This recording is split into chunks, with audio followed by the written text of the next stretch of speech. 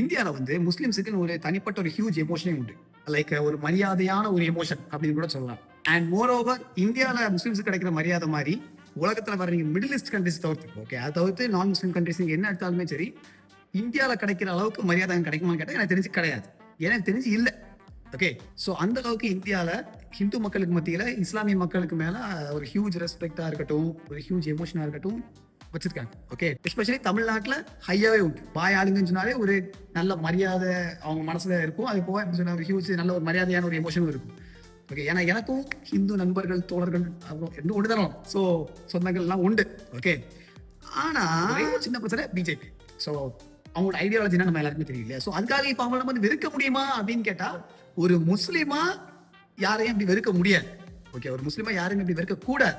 ஏன்னா இஸ்லாம் என்ன சொல்லுன்னா, நீங்க எல்லாருமே சிங்கிள் உமா தான். ஓகே, எல்லாருமே ஆதம் ஏவாளர் வந்த ஒரே ஒரு சிங்கிள் உமா தான்.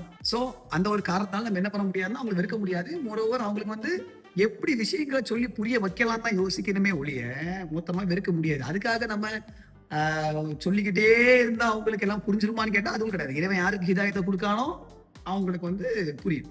ஸோ இப்போ நமக்கு அது மேட்ரு இல்லை, விஷயமே வேற. நான் இப்போ சொல்ல போற விஷயம் வந்து எல்லா நான் முஸ்லிம்ஸுக்கும் ஒரு அறிவிப்பா இருக்கு. பார்க்குற எல்லா முஸ்லிம்ஸுமே நல்லவங்களா, அதாவது எல்லா முஸ்லிம்ஸுமே நல்லவங்களா அப்படின்னு கேட்டா இது குரானே ரிஜெக்ட் பண்ணுது. அப்படி கிடையாது. குரானோட 2வது chapter which is the Abu Bhakra verse number 8 to 10 என்ன சொல்லுதுன்னா, மனிதர்களில் அல்லாஹ்வையும் நாங்கள் ஈமான் கொண்டோம் என்று கூறுவோரும் உண்டு. அவர்கள் மூமின்கள் அல்ல, அல்லாஹ்வையும் அவனை ஈமான் கொண்டிருப்பவர்களையும் ஏமாற்றி நினைக்கிறார்கள். ஆனால் அவர்களையே அல்லாமல் ஏமாற்றவில்லை, அவர்கள் உணர்வதாக இல்லை.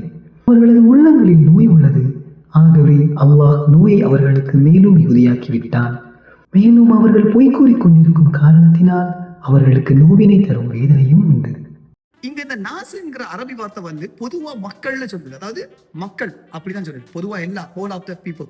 ஓகே, அப்படி பொதுவா தான் சொல்லுது. ஸோ இது மூலமா நீங்க ஒரு விஷயம் நல்லா புரிஞ்சுக்கணும். எல்லா கம்யூனிட்டிலுமே கெட்டவங்க இருப்பாங்க. அதே மாதிரி முஸ்லிம் கம்யூனிட்டிலே கெட்டவங்க இருப்பாங்க.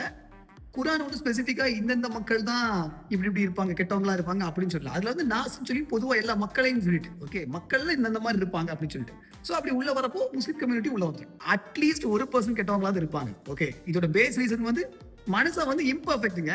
ஓகே, பெர்ஃபெக்ஷன்ங்கிறது வந்து இறைவனுக்கு மட்டும்தான். இட்ஸ் ஆல் டு தி அஸ்வஜர். ஸோ இது மூலமா உங்களுக்கு ஒரு தெளிவான பார்வை அப்படிதானே கிடைச்சிருக்கு நான் நம்புறேன். So I will meet you next video. Until then bye bye and சலாம் அலைக்கும் ஃபார் ஆல்.